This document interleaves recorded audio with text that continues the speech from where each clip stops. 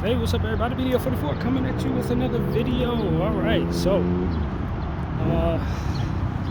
yeah, I'm chilling, man. I just want to send condolences to those who've lost people. You know, it's a lot of that going on right now, unfortunately. It feels like death comes in waves. My mother used to say they come in threes. I don't know, man, but it does seem like there's like a wave where someone would turn on the death meter and then people just pass. And then it turns off and you get time of peace, and then that's what it seems like in all of our collective lives. I just think that we all go through that to whatever degree, and it just seems like there've been a lot of passings lately. Passings, famous people and not so famous people. I think about D'Angelo, the singer. Condolences to his family, his kids. I think about my boy lost his son, man. That was something that came across my desk about a week ago. A good friend of mine, we used to call him Tweaks. He lost one of his sons, man. And you know how it is on social media. In our era, we've been watching our friends' kids grow up, you know what I mean? And this generation, a lot of us will remember when Facebook started, we were following all of one another then. So, you know, my friend whose son passed away at like 19 years old, I remember when he was born. I remember when the pictures came up when he was a kid. Like, even though I had long lost touch with my friend at that point, from elementary school, you still see people grow. And yeah, man, my boy Alvaro lost his son, car accident. And I haven't spoken to Alvaro since elementary school, but we were pretty damn clicked up back then. Me, him, my boy Les, my boy Samir, like we used to all hang out. 4th grade, we're talking like 1995, 94, like it was way back in the day, but like it comes down to still remembering people and not forgetting them, still remembering, you know, laughs that you had with them and stuff like that. And this particular friend, Alvaro, is always a jokester, always had a smile on his face, always upbeat. You never seen him in a bad way, and to see how he's doing right now, it's like two things that you just never expect to see together. Mourning and a happy spirit, a naturally happy, buoyant, charismatic spirit, and then devastation that comes with it. With different times that people go through these things, it's just it's terrible. But I want to send condolences there, and just to everybody, you know, who's lost someone. I've been hearing about people who are concerned with their health as well. People who ain't been getting good news at the doctor lately. I just want to pray for everybody, man, because at the end of the day, we may think we're doing well, but we don't know what's around the corner, what could derail us, what the Lord has in store for us. So, you know, when you're sitting there with your family members enjoying life, just take a couple seconds to appreciate all of them being in one piece together. Those moments, they don't keep reoccurring, that's for certain. And sometimes this thing doesn't come with a warning. You just get what you get. And so we got to appreciate what we have when we have it, that's for sure. So, yeah, man, that was something that really touched me, just seeing my friend and all the posts that he has. He's been doing his own content thing, so a lot of what's been going on, he's been documenting. And this just happened out of the blue. Nobody expected nothing. And so just to see the different posts that he's been putting up, going through his process, it's just hard to watch.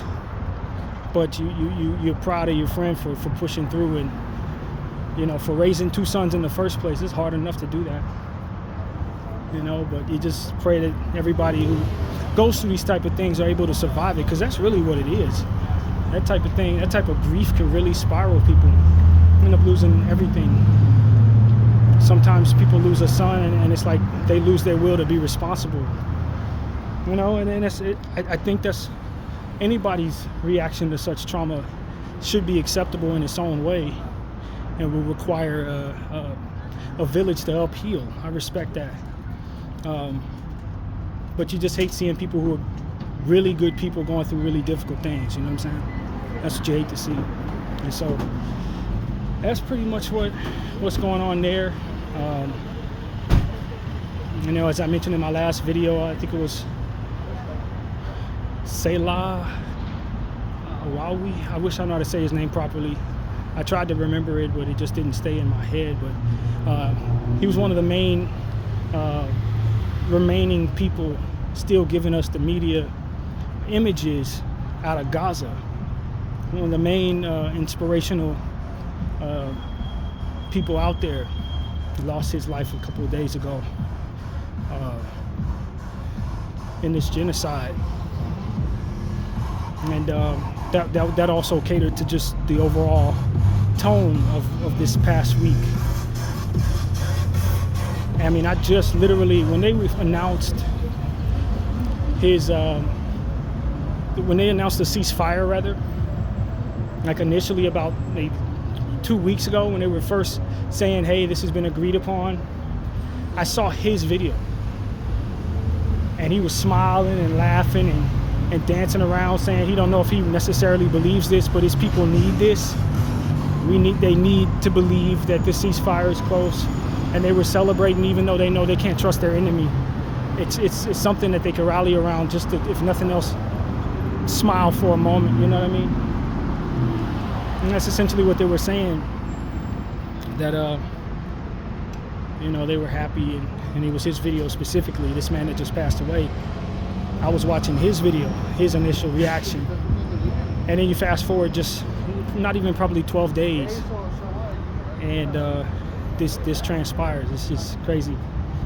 But you know, you understand that this is a genocide. People really do die. Some of the characters that you're looking at in your phone every day, you know, they're in a situation that ultimately could end with them not being around. And I think that's just as much as tragic as anything, when considering just how certain their peril is. You know what I mean? Like, it's certain in a sense that these people have so much power who are doing this to them. So much influence over the world who are doing this to them. We've been watching them do this basically without being held accountable for it for 2 years. We've watched entities that are supposed to be in place to keep balance in check ultimately give them passes for stuff they would never give us passes for. And you just understand how ridiculous this ultimately is. Things that we would never get passes for.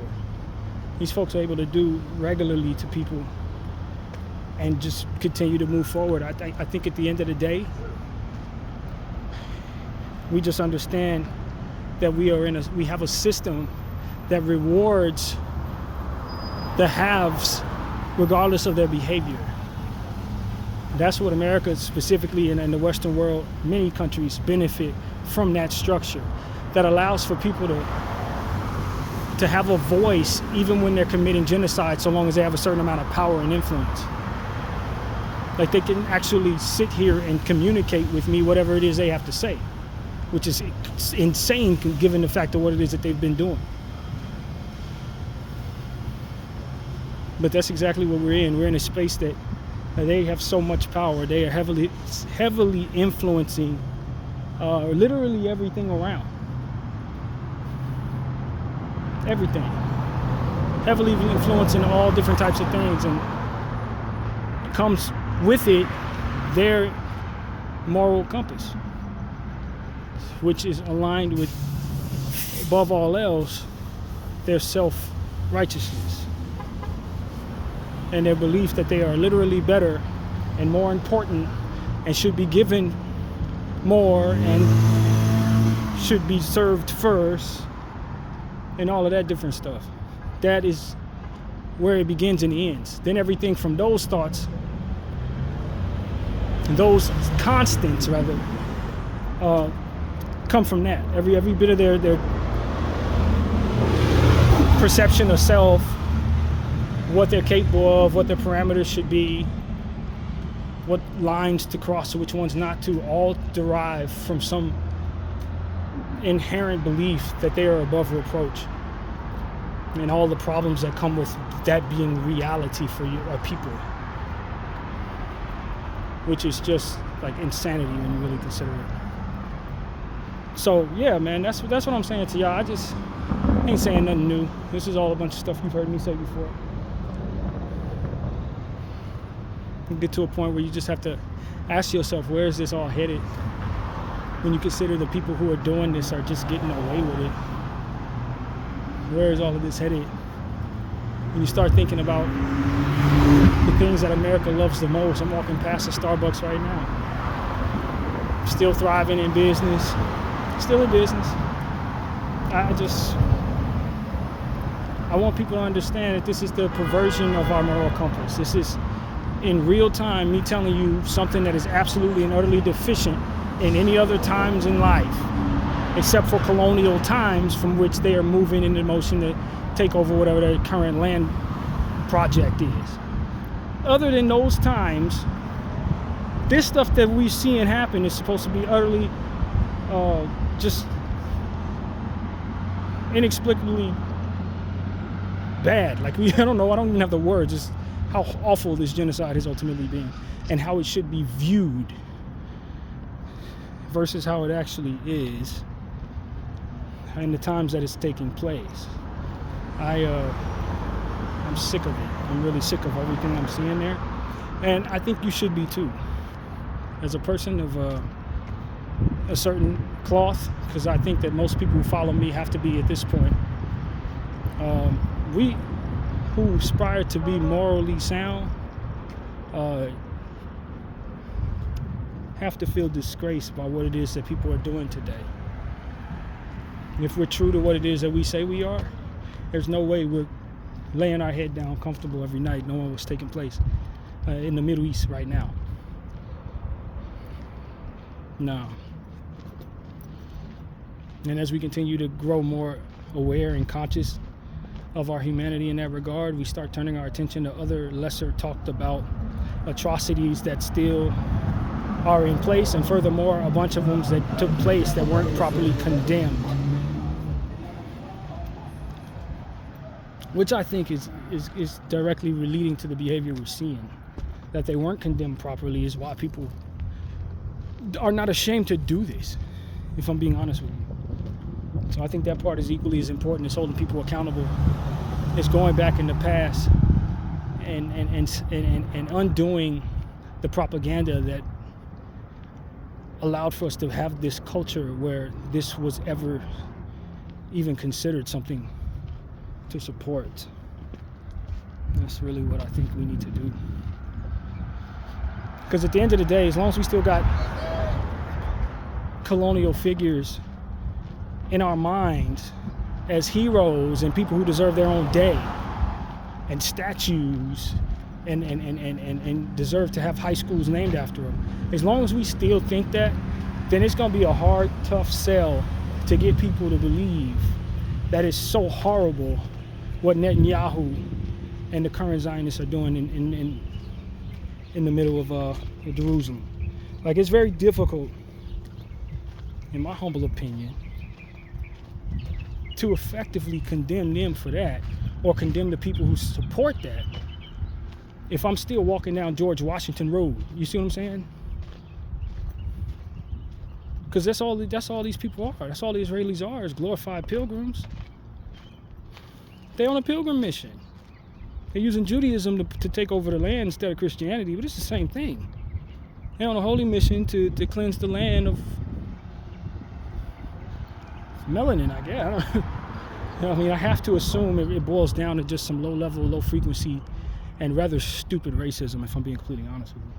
Because everything else that I've seen done by these people has pretty much been done with that being the motivating, driving force behind it. Maybe one day, some version of them will decide that we want to be known for something else other than genocide. that if people have to die in order for us to have a good day, then maybe we are the problem. Maybe, just maybe, we're the villain in the story. Gets to a point where you realize that that's not even crossing their mind, and you just understand how far gone they actually are, and that particular fact is context necessary for everyone who's watching the situation. And without that, you may actually support these monsters.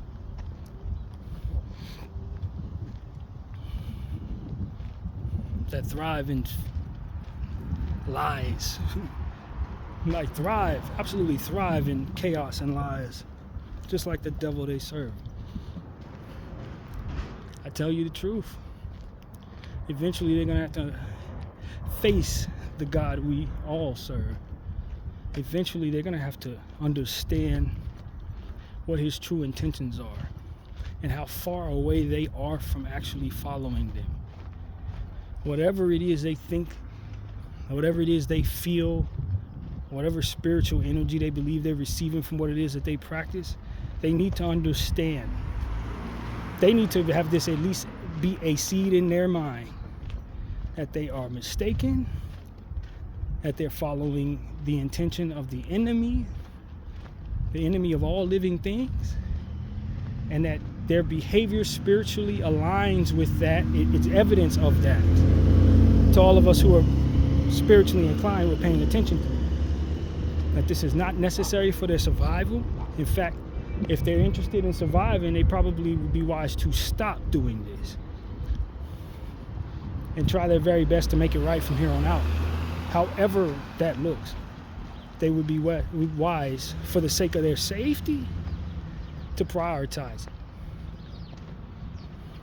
That's the truth about the safety of their people and the overall dealing with the anti-Semitism that they have to deal with.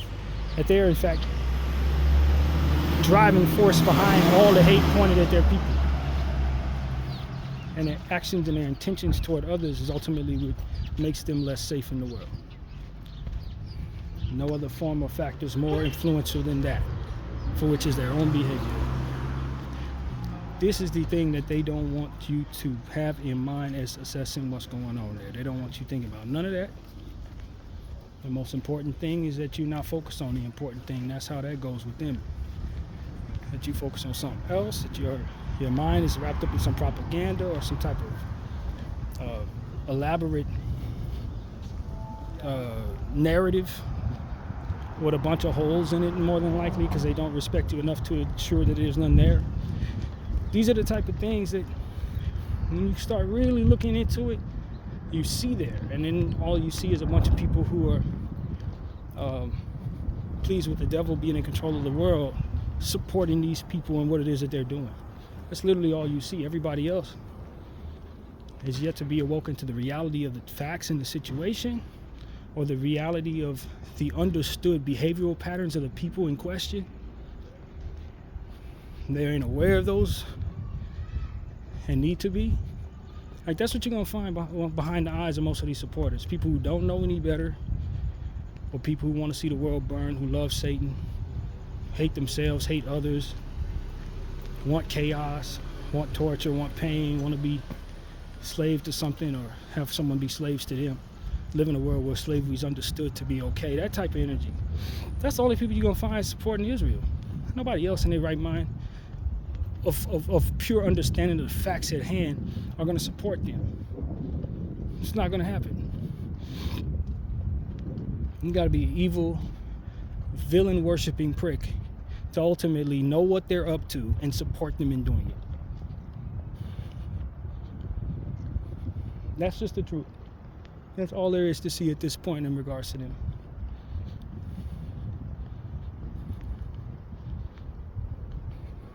And so at this point, as I said to many on this channel before, if you want to align with them, that's your business. But it's bad business. Know that.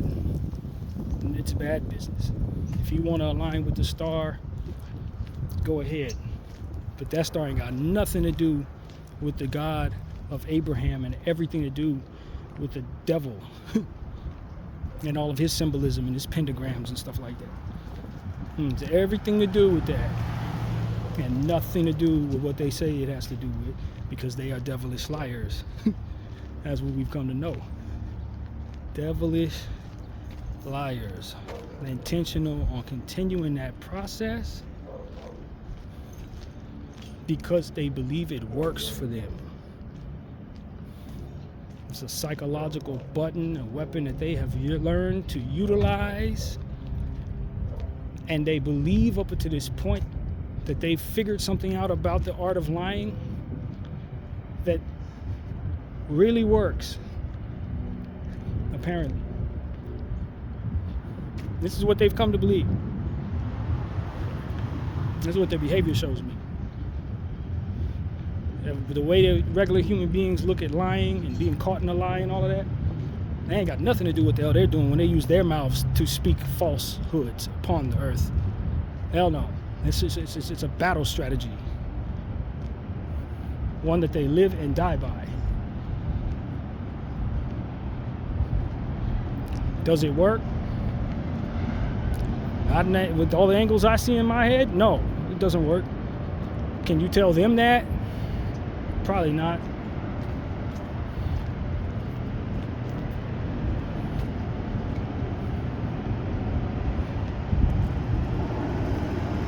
If you've taken anything from me today, anything at all, take that for certain. Bdf 44, I thank y'all for watching.